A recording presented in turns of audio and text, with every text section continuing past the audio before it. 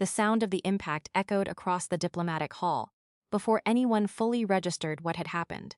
Ambassador Rokan Vess, first speaker of the Orlothi Concord, stood over Commander Sarah Whitlock with his hand still raised, the slap having knocked her sideways against the negotiation table. Silence swallowed the room. 40 delegates from 12 species froze mid-breath. Whitlock touched her jaw, straightened slowly, and said nothing. It was the silence that unsettled the Orlothi delegation, more than any retaliation could have. Rokan had expected fury, an outburst, something he could use to paint humanity as the volatile species his intelligence briefings insisted they were. Instead, Whitlock reached into her jacket, retrieved a small transmitter, and pressed a single button. 3 minutes later, alarms began sounding across every Orlothi vessel in the system. Rokane's aide burst into the hall, face pale beneath his violet scales. Ambassador. Ships. Human ships, dozens of them, translating into orbit around Threxel Station as we speak. Rokane turned back to Whitlock, who hadn't moved from where she stood, blood at the corner of her mouth, eyes utterly calm. "You knew this would happen," he said. "You provoked me." "No," Whitlock said quietly. "I predicted you. That's a very different thing." 6 days earlier, none of this had seemed remotely possible. The Orlothi Concord had ruled the Threxel trade corridor for 4 centuries through a diplomatic doctrine built entirely on dominance theater a euros. Every negotiation preceded by calculated displays of aggression, designed to measure whether the opposing party would fold, retaliate, or endure. It had worked against 17 species before humanity arrived. Every prior negotiation partner had either capitulated to Orlothi terms or escalated into conflicts the smaller species inevitably lost. Humanity was a new variable the Concord hadn't fully calculated. Earth's Outer Trade Authority had petitioned for access to the Threxel corridor, a critical shipping lane humanity needed to sustain its expanding colonies. The Orlothi Concord agreed to negotiate euros, and Rokain Vess, the Concord's most decorated diplomat, was assigned specifically because of his reputation for testing new species with calculated provocation before any treaty was signed. Commander Sarah Whitlock had not been Earth's first choice for lead negotiator. She'd been a career intelligence officer, not a diplomat, reassigned to the Threxel talks only after Earth's original delegation head fell ill weeks before departure. Her superiors worried she lacked the polish for high-stakes diplomacy. What they hadn't accounted for was that Whitlock had spent 11 years studying exactly how dominance-based cultures tested rivals euros, and had arrived at the Threxel talks already suspecting Rokan would attempt something physical before the first day ended. She wasn't wrong. She just hadn't expected it to happen quite this fast. The negotiations began cordially enough, delegates from a dozen species observing from the gallery as Whitlock and Rokan exchanged opening terms across the table. But within the first hour, it became clear Rokan was testing boundaries euros, interrupting Whitlock mid-sentence, dismissing her proposals with open contempt, each provocation escalating slightly further than the last. Whitlock's aide, a young logistics officer named David Ossie, grew visibly tense beside her. "He's baiting you," he murmured. "Building toward something."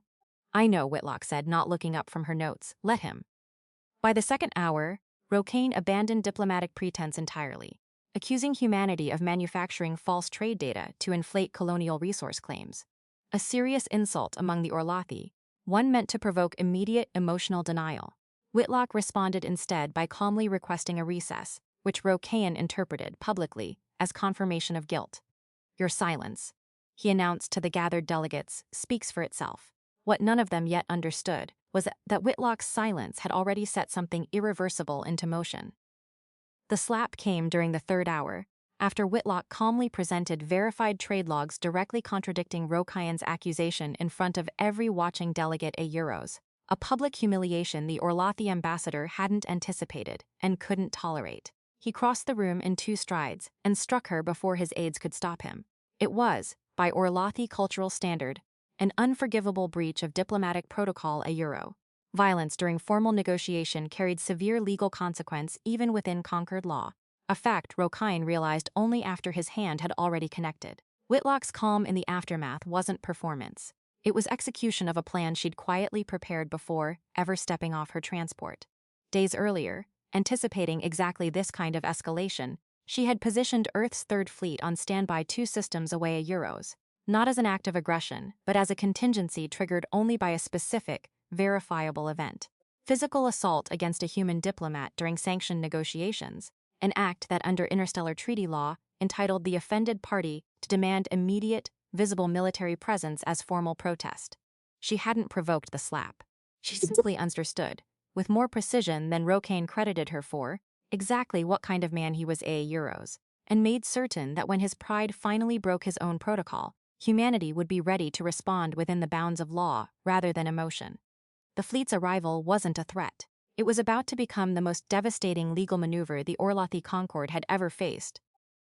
Rocaine watched the tactical display fill with human vessels, expecting to see warships arranged for attack. Instead, his sensor officer reported something far more unsettling.